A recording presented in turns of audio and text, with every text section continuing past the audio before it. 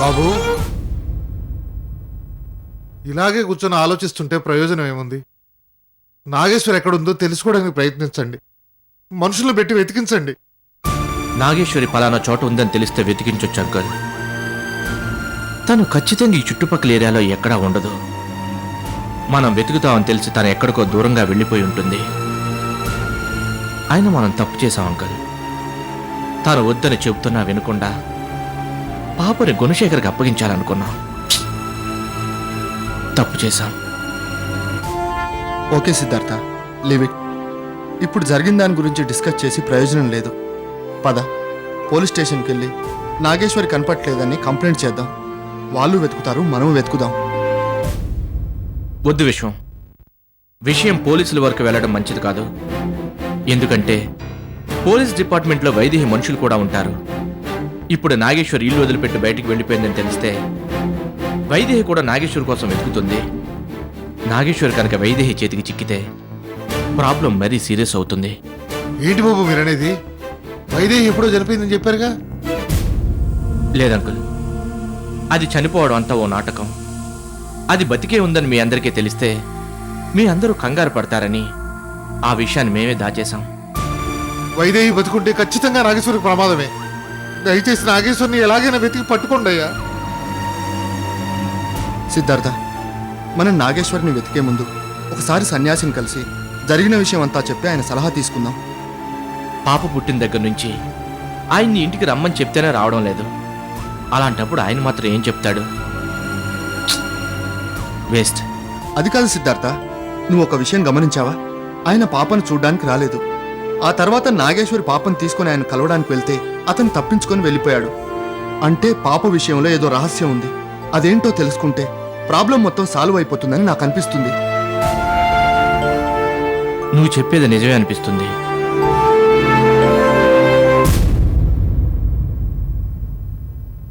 వెంటనే మనం సన్యాసిని కలుద్దాం.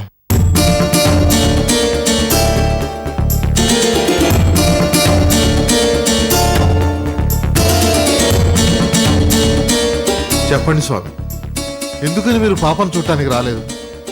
ఇప్పుడు నాగేశ్వరి ఇల్లు వదిలి వెళ్ళిపోవడానికి పుట్టిన పాపకి ఏమైనా సంబంధం ఉందా? దయచేసి నన్నేమీ అడగండి. ఇప్పుడు నేనేమీ చెప్పలేను. మీరిలా సమాధానం చెప్పకుండా మౌనంగా ఉండిపోవడం చాలా పెద్ద పొరపాటు. మొదట నాగేశ్వరికి ఇష్టం లేకపోయినా తను ఎన్ని కష్టాల్లో ఉన్నా ఫోర్స్ చేసి మరీ విగ్రహ ప్రతిష్ఠ చేయించారు. ఇప్పుడు అదే నాగేశ్వర్కు సమస్య వస్తే పట్టించుకోకుండా మౌనంగా ఉండిపోతున్నారు. మిమ్మల్ని మా సమస్యలు పరిష్కరించమని అడగటం లేదు. అసలు నాగేశ్వర్ చుట్టూ ఏం జరుగుతుందో చెప్పండి. మీరు పాపను ఎందుకు చూడటానికి ఇష్టపడటం లేదో చెప్పండి. సమస్యల్ని మేమే పరిష్కరించుకుంటాం. ఏంటి స్వామి ఇది? ఆ రోజు కూడా మేము ఎన్నిసార్లు కారణం అడిగినా సమాధానం చెప్పలేదు. అసలు మాకు నాగేశ్వరి దక్కుతుందో లేదని భయంగా ఉంది. దయచేసి ఇప్పుడైనా పెద విప్పండి స్వామి. మీరేదో మమ్మల్ని ఉద్ధరిస్తారనుకున్నాం, కానీ మీలాంటి వాళ్ళని ఆ దైవాన్ని నమ్ముకున్నందుకు మమ్మల్ని మేము చెప్పుతో కొట్టుకోవాలి. వద్దు, మీ దైవం వద్దు, మీరు వద్దు. నా భార్య బిడ్డలను ఎలా కాపాడుకోవాలో నాకు తెలుసు.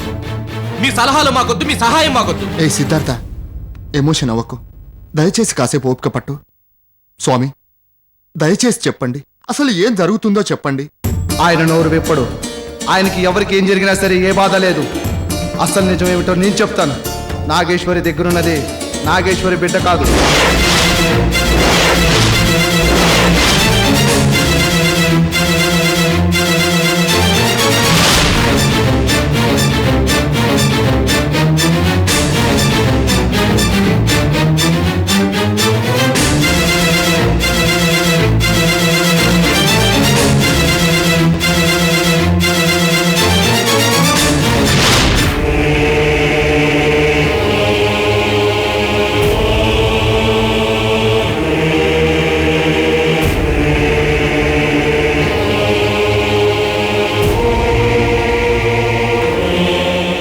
తెలిస్తే మీరెవరూ తట్టుకోలేరని ఇన్నాళ్ళు దాచుంచాను.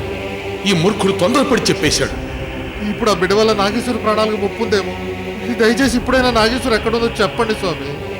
నాగేశ్వరి ప్రస్తుతం ఎక్కడుందో నాకు తెలియదు.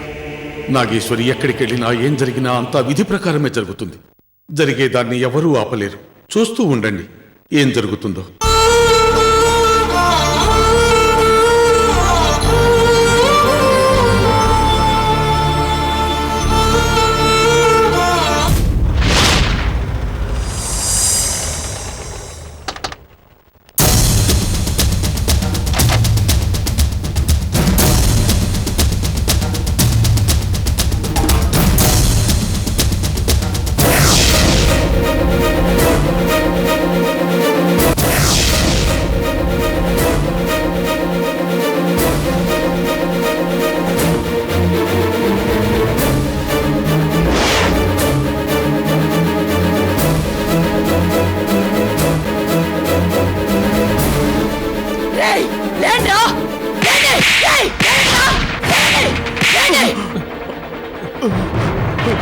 పాప డ్రైవర్ గారు ఏడ్రా?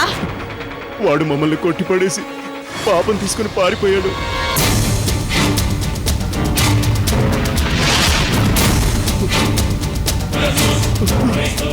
వాడు వెళ్ళి ఎంతసేపు అయిందిరా?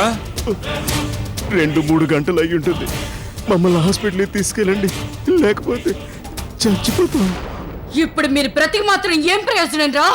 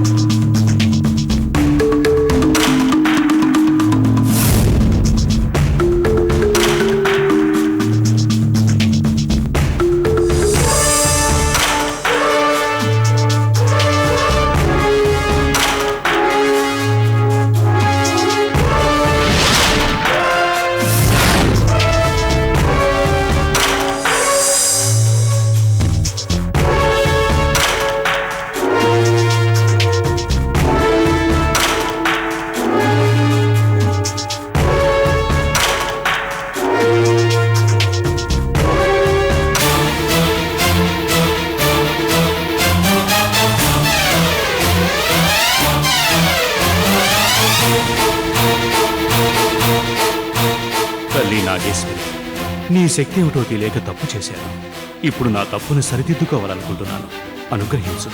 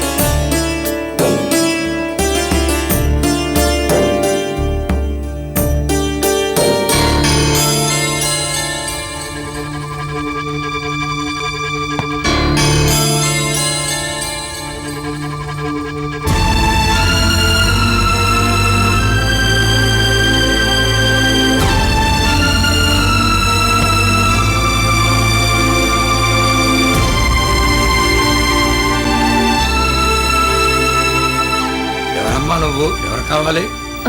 ఇక్కడ సుమతి అనే ఒక అమ్మాయి ఉండాలి. ఆమె పొలం పోయింది. నేను చెప్పొస్తాను, కూకమ్మ.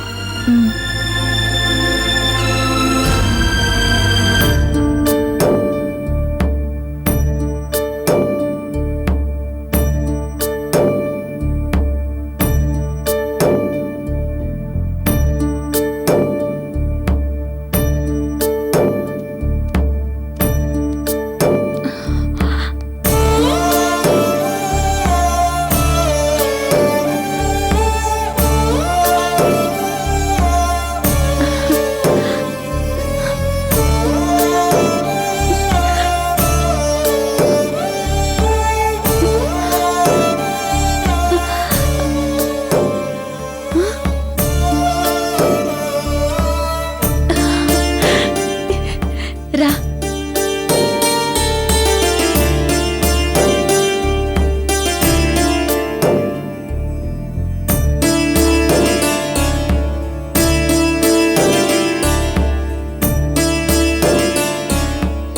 ఏం నాగేశ్వరి, ఇంట్లో అందరూ కులాసాయేనా?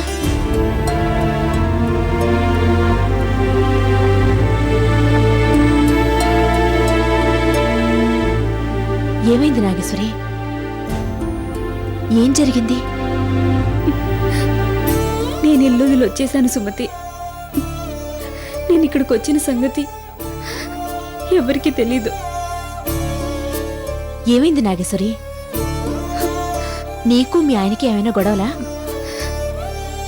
కాదు, నా పాప గురించి వచ్చేయాల్సి వచ్చింది. పాప గురించా? అసలేం జరిగింది? పాపని ఇంటికి తీసుకొచ్చిన దగ్గర నుంచి ఇంట్లో కొన్ని అరిష్టాలు జరిగాయి. అందుకు కారణం నా పాపేనని,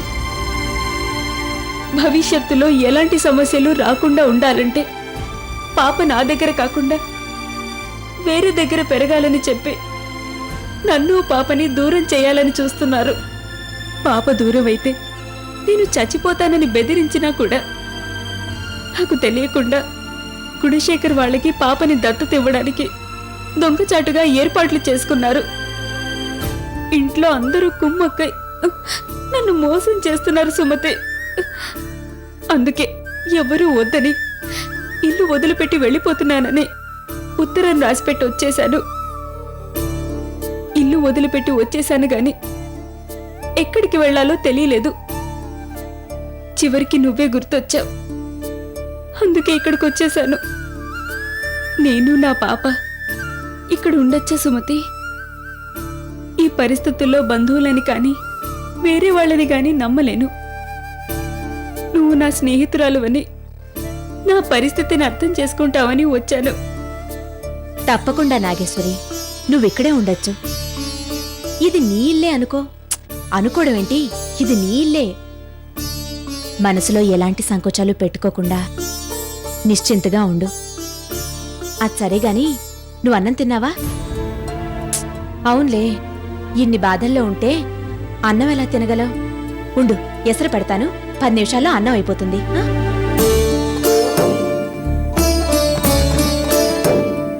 పాపం పిచ్చి పిల్ల ఇంట్లో వాళ్ళ మీద బాగా విరక్తితో ఉంది. కూసింత చల్లబడిని తర్వాత మెల్లిగా మంచి మాటలు చెప్పి ఇంటికి పంపించచ్చు.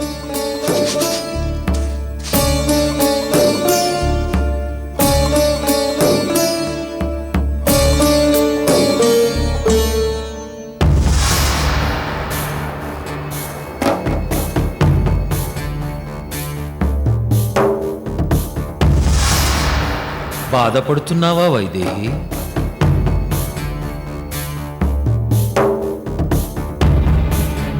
నాగేశ్వరి బిడ్డ సాయంతో ఆ స్వర్ణ విగ్రహాన్ని సాధిద్దామనుకున్నాను. ఇప్పుడు ఆ బిడ్డ చేజారిపోయింది. ఇప్పుడు నేను బాధపడ్డం తప్ప చెయ్యగలిగిందేమీ లేదు గురుదేవా. కార్యసాధకులు ఎప్పుడూ ఇలా నిరుత్సాహపడకూడదు వైదేహి. కార్యసాధనలో ఎదురయ్యే కష్టాలను కూడా ఇష్టంగానే స్వీకరించాలి. ఇప్పుడు జరిగింది కూడా నీ కార్యసాధనలో ఒక భాగమే అనుకో. మామూలు మనుషులు సాధించలేనిది మాంత్రికులు సాధించగలరు.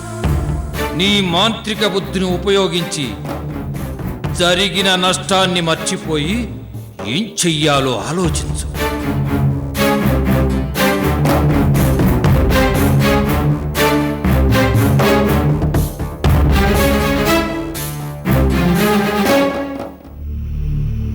సరే గురుదేవా, నాగేశ్వరి ఇంట్లో ఇంతవరకు ఏం జరిగిందో నాకు చెప్పండి. మన దుష్ట శక్తి బిడ్డ ఏం చేస్తోందో చెప్పండి. ఆ బిడ్డ సాయంతో మనమేమైనా చేయగలమేమో చూద్దాం. ఇప్పుడే నీవు సరైన పద్ధతిలో ఆలోచిస్తున్నావు వైదేహి. నీ ఆలోచన 100% కరెక్ట్. ఇప్పుడే నీకు ఆ ఇంట్లో ఏం జరిగిందో చెప్తాను.